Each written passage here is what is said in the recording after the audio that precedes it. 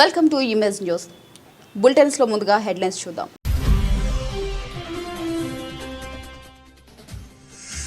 మొంతా తుఫాను ప్రభావిత ప్రాంతాల్లో ఎమ్మెల్యే బండారు సత్యానందరావు పర్యటన. రైతులు ఎదుర్కొంటున్న సమస్యలను తెలుసుకుని వారికి ధైర్యం చెప్పిన ఎమ్మెల్యే.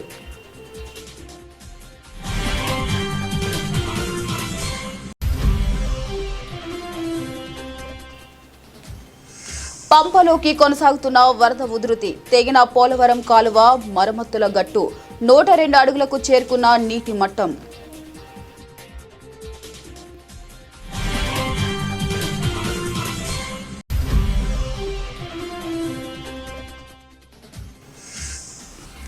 మున్సిపల్ సర్వసభ్య సమావేశానికి హాజరైన ఎమ్మెల్యే సత్యప్రభ. పట్టణ అభివృద్ధి కార్యక్రమాలపై విస్తృతంగా చర్చ.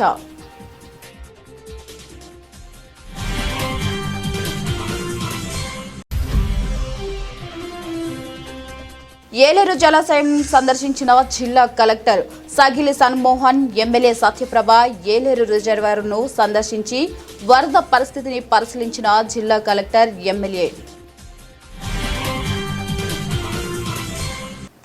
మొంతా తుఫాను వల్ల తీవ్రంగా దెబ్బతిన్న పలు గ్రామాలను కొత్తపేట ఎమ్మెల్యే బండారు సత్యానందరావు స్వయంగా వరి చేలు, అరటి తోటలు, కాయగూర పంటలు నేలకొరిగిన పరిస్థితిని క్షేత్రస్థాయిలో పరిశీలించి రైతులతో మాట్లాడారు.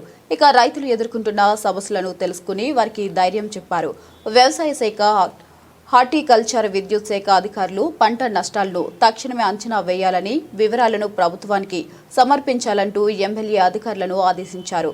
ఇక దెబ్బతిన్న విద్యుత్ స్తంభాలు, ట్రాన్స్ఫార్మర్లను మరమ్మతు చేసి విద్యుత్ సరఫరా ద్వారా పునరుద్ధరించాలంటూ విద్యుత్ శాఖ అధికారులను కోరారు. ఇక ఈ సందర్భంగా ఎమ్మెల్యే బండారు సత్యానందరావు మాట్లాడుతూ వరి చేలకు హెక్టార్కు 25,000, అరటి తోటలకు 35,000, కాయగూర పంటలకు 25,000 చొప్పున నష్టపరిహారం ప్రభుత్వం అందించనున్నట్లు తెలిపారు. ఇక పునరావాస కేంద్రాలలో ఉన్న కుటుంబాలకు 3,000 చొప్పున ప్రభుత్వం తక్షణ సాయం అందిస్తుందన్నారు. తుఫాన్ సమయంలో ప్రజల భద్రత కోసం రాత్రింబగళ్లు పనిచేసిన అధికారులు, సిబ్బందికి ఎమ్మెల్యే బండారు సత్యానందరావు కృతజ్ఞతలు తెలిపారు. ఇప్పుడు చెట్లు కూడా పడిపోయి కదా, పాతకాలం చెట్లు అన్ని పడిపోయి దొరకడం మీద ఎక్కువ పట్టే చెట్లు. ఈసారి గాలి స్పీడుని వర్షం తక్కువే కానీ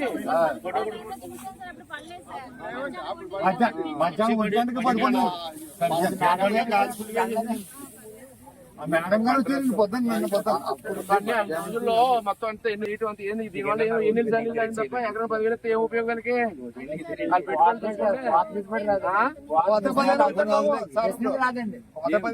అవును. ఇప్పుడు చెప్పడం సరిపోతుంది.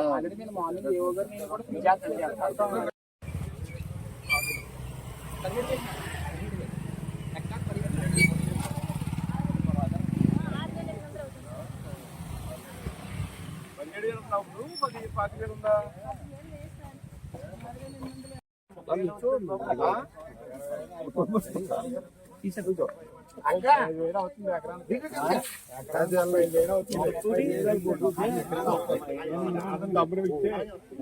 ఎంత పెట్టుబడి ఎకరాకి?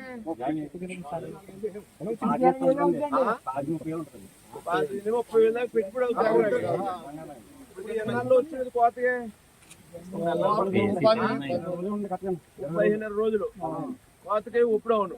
సరిగ్గా ఈ తుఫాను పుణ్యమాన్ని ఇప్పుడు ఈ రకంగా అయిపోయి చేయను. దీనివల్ల పెట్టుబడి అంతా నష్టమే. మళ్ళా దీన్ని ఉప్పుడు చేయడానికి కూడా మనకి దేవం దక్కేది ఉండదు. మిషన్ పెట్టి బాగు చేయాలన్నా, కొయ్యాలన్నా కొయ్యలేని పరిస్థితి. ఆ డబ్బులు దానికి సరిపోవు. చేను ఉప్పుడు చేయాలంటే మరి ఇచ్చే డబ్బులు.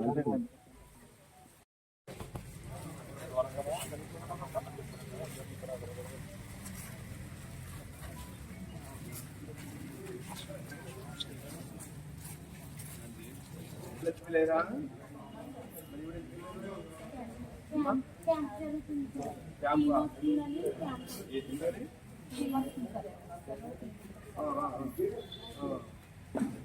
విలేజెస్ అందరూ మనకి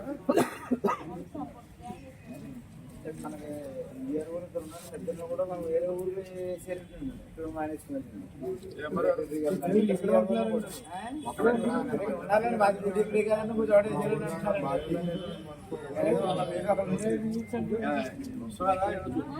ఎవరైనా ప్రాబ్లమ్స్ అందరికి జ్వరాలు తుఫాను అదృష్టం కొద్ది రాత్రి తుఫాను ఏమీ ప్రమాదం లేకుండా దాటిందమ్మా. పంచాయతీ తెలుపు వస్తుంది. ఈ రోజు ఎందుకంటే ఎక్కడైనా ఇళ్ళకడ బాగోని ఇల్లుకడ బలహీన సరైన ఇల్లు లేని కాడ ఇబ్బంది కలుగుతామని మంచిగా చూడమని అంటాం. మళ్ళీ బాగుంటుంది మరి ఎవరికి ఎందుకు కానీ మేమున్నా అంటే కట్టుకునే ఉంటారు. వాళ్ళందరికీ నేను వచ్చి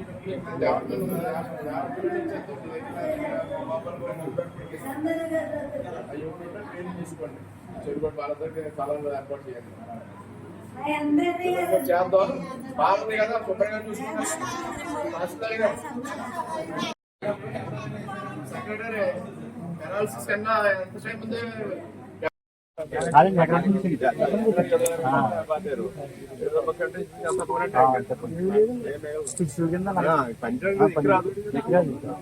ఇవన్నీ నోట్ చేయించాలమ్మా.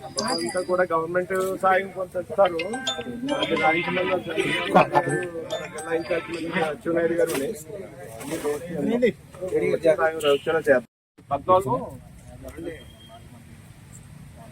14 ఎకరాల ఇంకా ఎక్కువ ఉంటుంది. లేదు, ఇప్పుడు కలెక్టర్ గారి దగ్గర రివ్యూ అవుతుంది. 11 గంటల మీటింగ్ పెట్టారు. ఆధ్వర్యాలు అందరూ వెళ్ళారు. మీరు మంచిది ప్రిలిమినరీ రిపోర్ట్ అయినా హైయర్ సైడ్ ఇవ్వాలి. దాన్ని తక్కువ వచ్చినా పర్లేదు. మళ్ళీ రేపు పొద్దున్న ఇంక్రీజ్ చేయాలంటే కష్టం అవుతుంది. ఎక్కువ ఉంది, డ్యామేజ్ ఎక్కువ ఉంది. ఇప్పుడు నాకు పొద్దు నుంచి రాత్రి ప్రమాణం చేయి ఫోన్లో పుల్లిండి దాడిపొడి నాటిమిల్లా ఇంకా మీకైతే 1950 తీసుకోండి.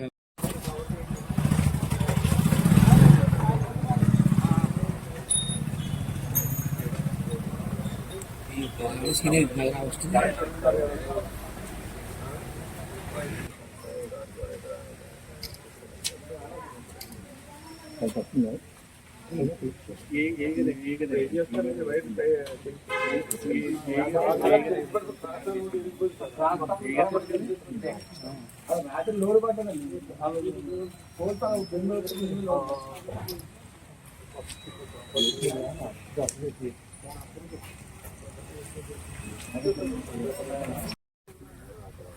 అది 300 హెక్టార్లు ఇచ్చాం.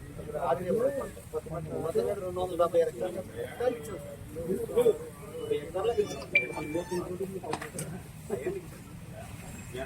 ఇవన్నీ అంటే ఇప్పుడు ఇంకో 10 రోజులకు వచ్చేసినా పోతుంది.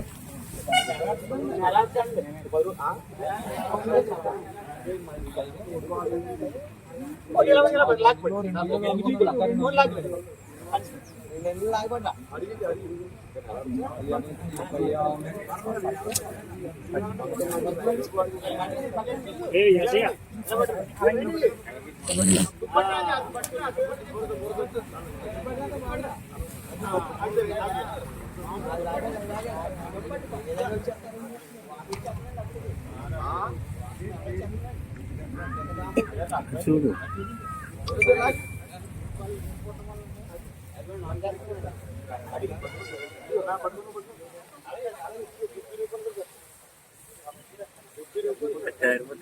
మనకి తక్కువ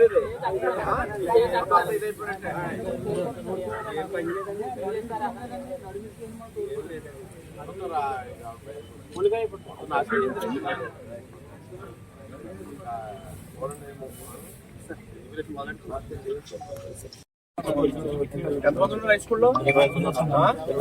భోజనాలు పెడుతున్నారు.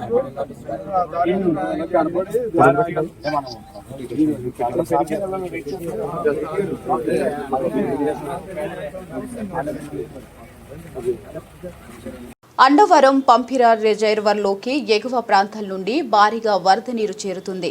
మొంతా తుఫాను ప్రభావం వల్ల ఎగువ ప్రాంతం నుండి వర్షం నీరు పంపలోకి వస్తుండటంతో ఇన్ఫ్లో పెరిగి పంప నీటి సామర్థ్యం గరిష్ట స్థాయికి చేరుకుంటుంది. ఇక పంప రిజర్వర్ నీటి సామర్థ్యం 103 అడుగులు కాగా ప్రస్తుత నీటి మట్టం 102 అడుగులకు చేరుకుంది. ఇక పంపకు బ్యారేజ్ ప్రమాదకర పరిస్థితి నెలకొంది. ముప్పు వాటిల్లితే మొదట కొట్టుకుపోయేది సమీప కొత్తపేట ప్రాంతం. ఆ ప్రాంత వాసులు ప్రాణాలు అరచేతిలో పెట్టుకుని బిక్కుబిక్కుమంటున్నారు. ఇక గేట్లు మొరాయిస్తే పంప బ్యారేజ్ వరద ఉధృతికి కొట్టుకుపోయే అవకాశం ఉందని ఇరిగేషన్ అధికారులు అంటున్నారు. 2వ నెంబర్ వరద గేటు 2 అడుగుల పైకి ఎత్తి అధికారులు పంపలోకి వచ్చే వారనీటిని ఇన్ఫ్లో ఉధృతంగా ఉండటంతో ఇరిగేషన్ అధికారులు ముందస్తు జాగ్రత్తగా 2వ నెంబర్ వరద గేటు ద్వారా అదనపు జలాలను సముద్రంలోకి విడుదల చేస్తున్నారు. ఇక రిజర్వాయర్ లోకి చేరే ఇన్ఫ్లో 2000 క్యూసెక్లు కాగా వరద గేటు ద్వారా అవుట్ఫ్లో కూడా 2000 క్యూసెక్ల జలాలు బయటికి పోతున్నాయని, తుఫాన్ తీవ్రత అధికంగా ఉన్న దృష్ట్యా ఇన్ఫ్లో పెరిగితే మరిన్ని వరద గేట్ల ద్వారా అదనపు జలాలు దిగువకు విడుదల చేస్తామని ఇరిగేషన్ అధికారులు తెలియజేస్తున్నారు. అయితే వరద నీరు సముద్రంలోకి వెళ్లే క్రమంలో తొండంగి మండలం గ్రామాల్లో లోతట్టు ప్రాంతాల్లో ఉన్న వారికి ముప్పు పొంచి ఉండడం వల్ల ప్రజలను అధికారులు అప్రమత్తం చేశారు. ఇక అవసరమైన అత్యవసర ఏర్పాట్లకు జేసీబీలు, ట్రాక్టర్లు సిద్ధం చేశారు. పంప ప్రాజెక్టు ఎగున ఉన్న పోలవరం కాలువకు అభివృద్ధి పనుల్లో వేసిన గట్టు తెగిపోవడంతో భారీగా నదిలోకి చేరుతున్న వరద నీరు సమీప శంకవరం గ్రామం పెద్ద చెరువు నుండి తుఫాను వరద నీరు పంప నదిలోకి వచ్చే అవకాశం ఉంది.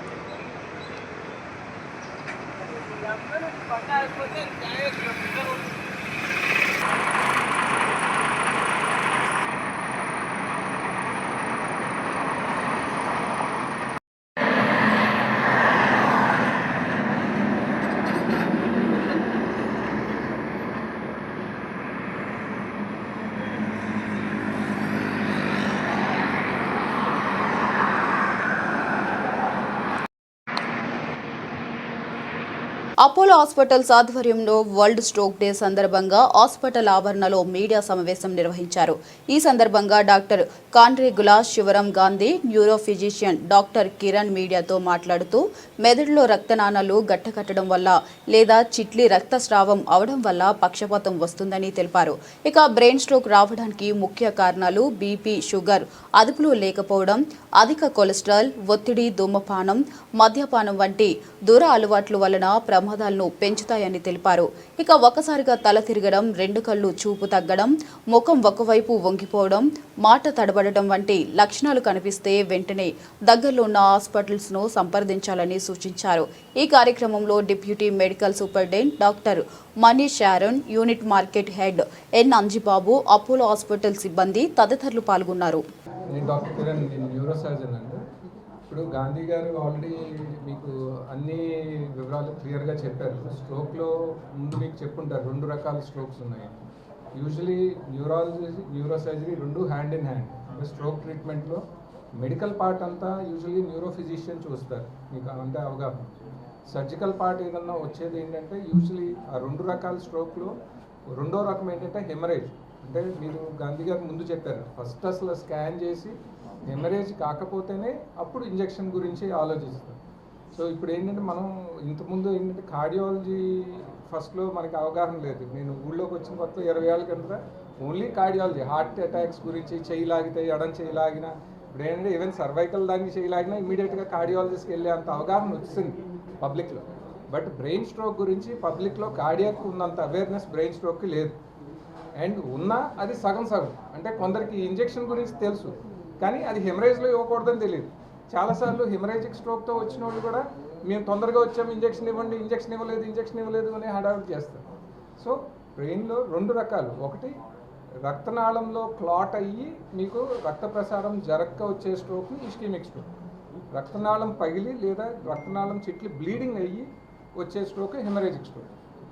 సో న్యూరో సర్జన్స్ ఏంటంటే యూజువలీ హెమరేజిక్ స్ట్రోక్లో మేము ఇన్వాల్వ్ అవుతాం, అంటే బ్రెయిన్లో హెమరేజెస్ అయ్యే అయితే. కామనెస్ట్ కాజ్ మనకి బీపీ కంట్రోల్లో పెట్టుకోకపోవటం, అది కామనెస్ట్. రెండోది రక్తనాళంలో తేడా ఉన్నా రావచ్చు.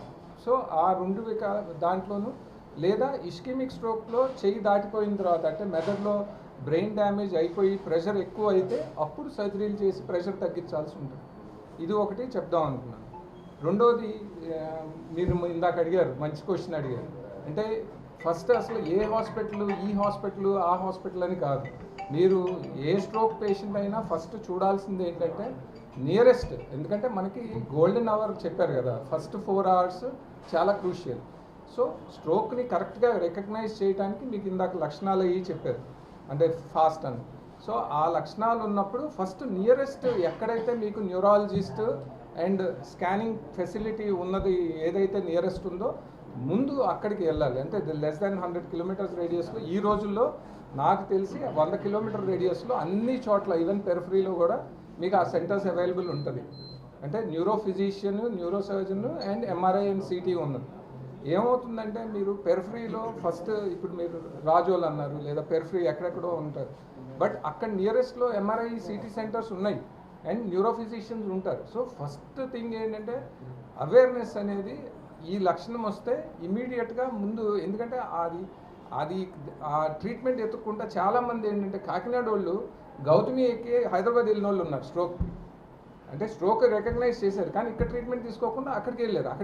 దేవీపట్నం మండలంలో ఉదయం 3 గంటల నుంచి కుండపోతగా కురిసిన భారీ వర్షంకు వాగులు వంకలు పొంగి కాలువల మీదకు నీరు రావడంతో 5 గంటల పాటు జనజీవనం స్తంభించింది. పాఠశాలలకు వెళ్లి విద్యార్థులు, ఉద్యోగస్తులు తీవ్ర ఇబ్బందులు పడ్డారు. ఇక కాలువలపైకి నీరు చేరడంతో తిరిగి వెనక్కి వెళ్లిపోవడం జరిగింది. పలు గ్రామాల్లో ప్రజలు చాలా ఇబ్బంది పడ్డారు. ఉదయం నుంచి కురిసిన వర్షమునకు వరి చేలలోకి నీరు చేరడంతో రైతులు గగ్గోలు పెడుతున్నారు. ఇందుకూరుపేట గ్రామంలో సుమారు 15 ఎకరంల వరకు ఈ వర్షం తాకిడికి వరి చేను నేలకు వరగడం జరిగింది. మండలాల్లో సుమారు 3 గంటలకు పైగా కురిసిన వర్షానికి 5 గంటల పాటు జనజీవనం స్తంభించింది. గోకవరం నుంచి ఇందుకూరుపేట వెళ్లే మార్గంలో గోకవరం కోళ్ల ఫామ్ వద్ద మరియు ఇందుకూరుపేట పెద్ద కాలువ వద్ద, అదేవిధంగా పంచాయతీ నుంచి గోపాలపురం వెళ్లే రోడ్డులో కాలువలపైకి రావడంతో జనజీవనం స్తంభించింది. దీనిలో భాగంగానే రంపచోడవరం సిఐ సన్యాసి నాయుడు, దేవీపట్నం ఎస్ఐ షరీఫ్ ఆధ్వర్యంలో పోలీస్ పికెటింగ్ ఏర్పాటు చేసి వెలగపల్లి, కచ్చులూరు, తాటివాడ, లక్ష్మీపురం, ఇందుకూరుపేట పలు కాలువల వద్ద పోలీస్ పికెటింగ్ ఏర్పాటు చేయడం జరిగింది.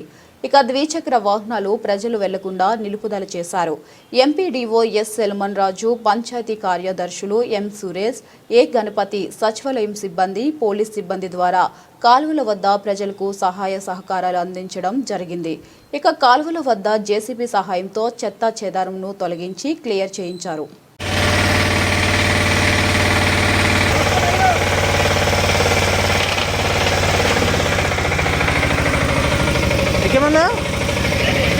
సార్ అంతే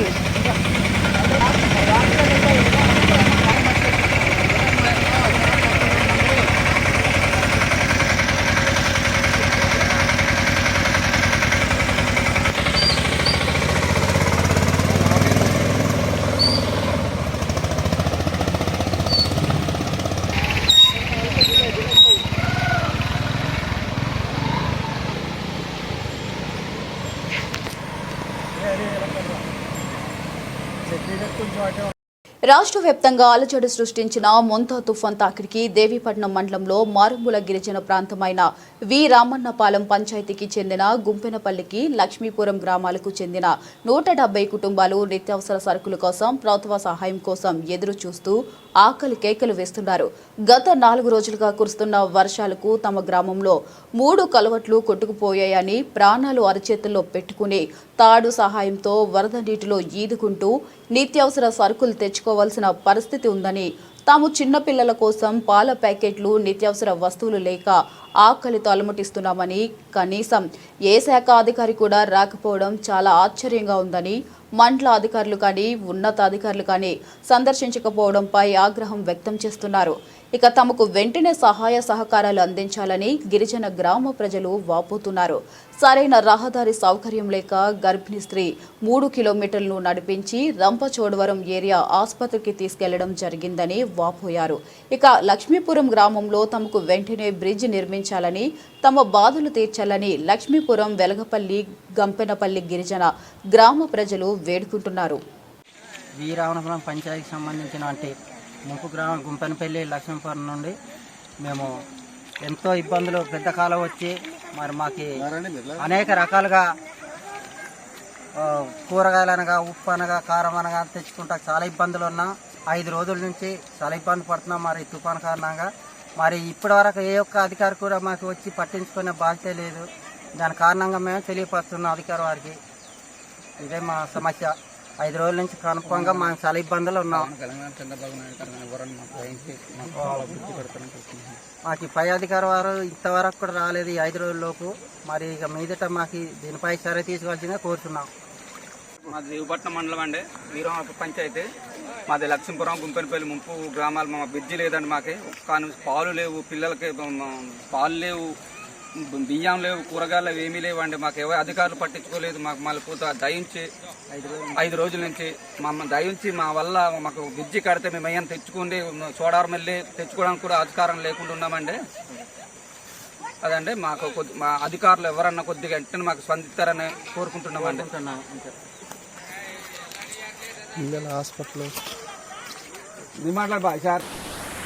లక్ష్మీపురం నుంచి గుంపెనపల్లికి మధ్యలోన ఇది 3వ కలవట్టు పరిస్థితి. ఇది మొత్తం కలవట్లన్నీ పోయినాయి. లక్ష్మీపురానికి గుంపెనపల్లికి మధ్యలో ఉన్న కలవట్లన్నీ పోయినాయి. పరిస్థితి అయితే చాలా దారుణంగా ఉన్నది. ఎటువంటి రాకపోకలు కానీ, ఏ పక్క నుంచి కానీ ఎటువంటి రాకపోకలు లేవు.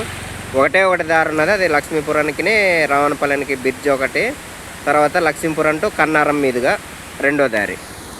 ఏలేశ్వరం మున్సిపల్ చైర్పర్సన్ అలమండ సత్యవతి అధ్యక్షతన నిర్వహించిన మున్సిపల్ సర్వసభ్య సమావేశానికి ఎమ్మెల్యే వరుపుల సత్యప్రభ హాజరయ్యారు. ఇక ఈ సమావేశంలో పట్టణ అభివృద్ధి కార్యక్రమాలపై విస్తృతంగా చర్చించి రోడ్లు, డ్రైనేజీలు, పార్కులు, విద్యుత్ సదుపాయాల విస్తరణ వంటి మౌలిక వసతుల అభివృద్ధికి సుమారు 4 కోట్ల రూపాయల నిధులు ఖర్చు చేయాలని ఏకగ్రీవంగా తీర్మానం చేసి ఆమోదించారు. ఇక ఈ సందర్భంగా ఎమ్మెల్యే సత్యప్రభ మాట్లాడుతూ రాజకీయాలను పక్కన పెట్టి ఏలేశ్వరం అభివృద్ధి కోసం అందరూ కలిసి పనిచేయాలని, తన పుట్టిన ఊరు ఏలేశ్వరాన్ని ఆదుకుని సౌకర్యాలను తీర్చిదిద్దడమే తన ప్రధాన లక్ష్యమని అన్నారు. ఇక మంత్రి నారాయణ మాట్లాడి బీపీఎస్ 2019, ఎల్ఆర్ఎస్ 2020 గ్రాంట్ల ద్వారా 3 కోట్ల రూపాయలను ఏలేశ్వరం మున్సిపాలిటీకి తీసుకురావడంలో కృషి చేసిన ఎమ్మెల్యే సత్యప్రభ మున్సిపల్ పాలకవర్గ సభ్యులకు ధన్యవాదాలు తెలిపారు.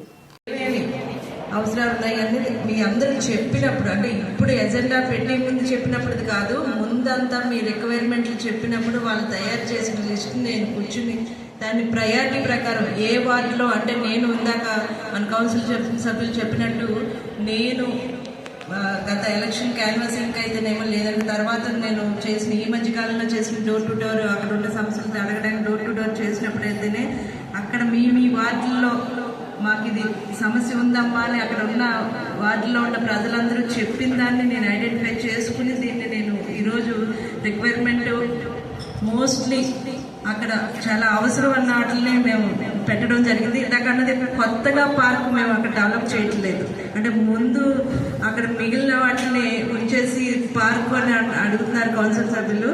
కొత్త పార్కును మేము అక్కడ శాంక్షన్ చేయించేసి కొత్త పార్కును డెవలప్ చేయలేదు. ఉన్న దాన్ని ఇప్పుడు ప్రస్తుతం అక్కడ నిరుపయోగంగా ఉన్న పార్కును మేము కొంచెం చేస్తే అక్కడ ఉన్న చుట్టుపక్కల ఉన్న ప్రజలందరికీ కొంచెం ఉపయోగపడుతుంది, మనకున్న ఈ బడ్జెట్లో దాన్ని కూడా పెట్టాలి అన్న ఉద్దేశంతో అక్కడున్న ప్రజలు అక్కడ పార్కు నిరుపయోగంగా ఉండడం వల్ల మున్సిపల్ సమావేశానికి రావడం జరిగింది. ఏదైతే మేము 15 నెలల కాలంలో మొట్టమొదటిసారిగా ఈ కౌన్సిల్ సమావేశానికి రావడం జరిగింది. మేము ఇక్కడ మున్సిపాలిటీకి సంబంధించి BRS, LRS, BPS and LRS నిధులను నుండి 3 కోట్ల రూపాయలని శాంక్షన్ చేయించడం జరిగింది. అదేవిధంగా ఎస్సీ ఎస్టీ ఏరియాలకు కూడా వాటికి కూడా 1 కోటి రూపాయలు శాంక్షన్ చేయించడం జరిగింది.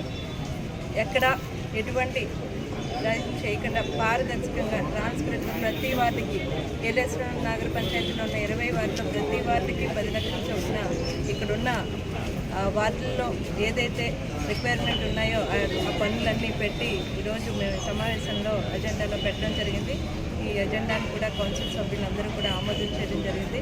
ఏలేశ్వరం నగర పంచాయతీ అభివృద్ధికి కృషి చేస్తాము, అభివృద్ధిని ముందుకు తీసుకెళ్తామని మరొకసారి తెలియజేసుకుంటూ ఈ సమావేశం విజయవంతమైన మరొకసారి గురించి తెలియజేసుకుంటారు.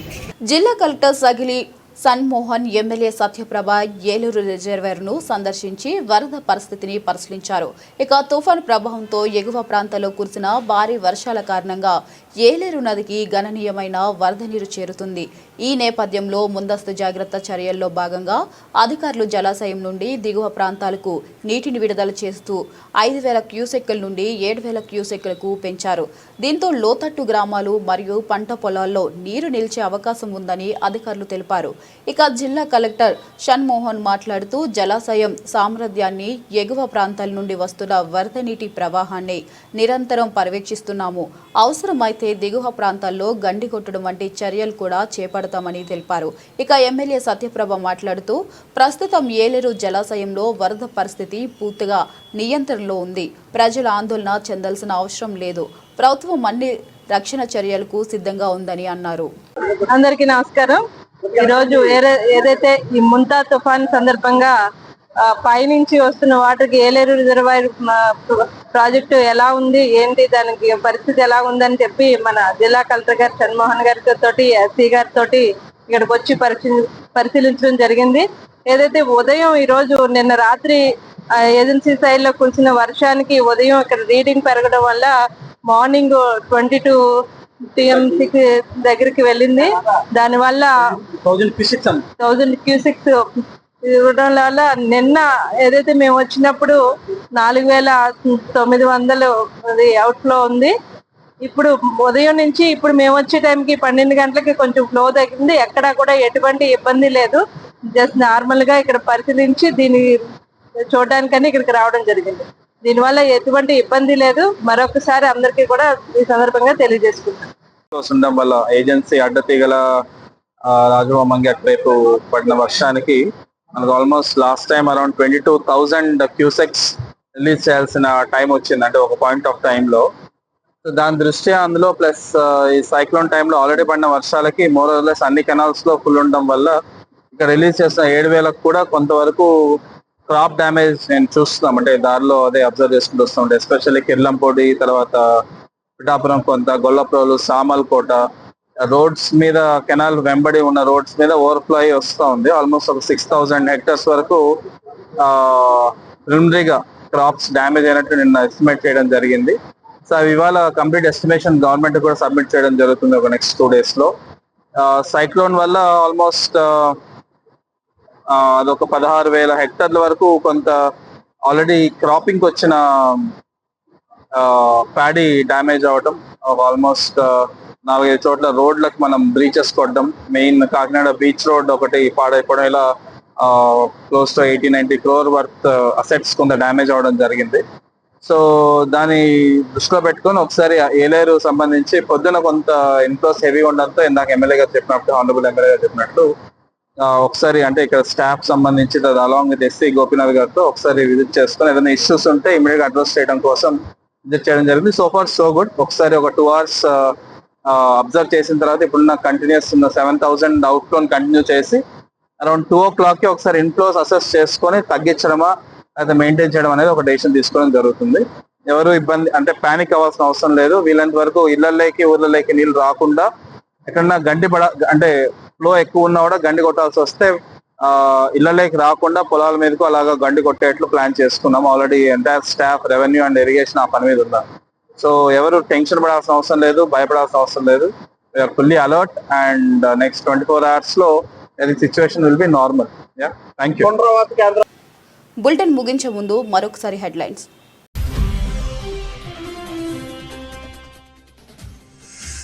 మొంతా తుఫాను ప్రభావిత ప్రాంతాల్లో ఎమ్మెల్యే బండారు సత్యానందరావు పర్యటన. రైతులు ఎదుర్కొంటున్న సమస్యలను తెలుసుకుని వారికి ధైర్యం చెప్పిన ఎమ్మెల్యే.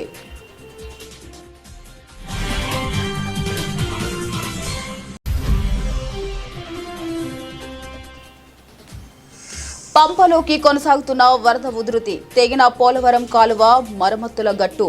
102 అడుగులకు చేరుకున్న నీటి మట్టం.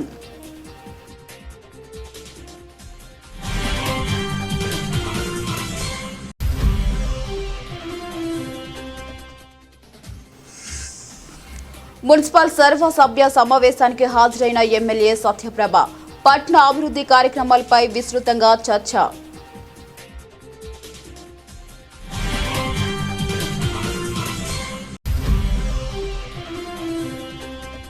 ఏలేరు జలాశయం సందర్శించిన జిల్లా కలెక్టర్ సగిలి సన్మోహన్. ఎమ్మెల్యే సత్యప్రభ ఏలేరు రిజర్వాయర్ను సందర్శించి వరద పరిస్థితిని పరిశీలించిన జిల్లా కలెక్టర్, ఎమ్మెల్యే. ఇవి వాల్టి బులెటిన్స్ లోని అప్డేట్స్. తిరిగి రేపటి బులెటిన్లో కలుద్దాం. నమస్తే.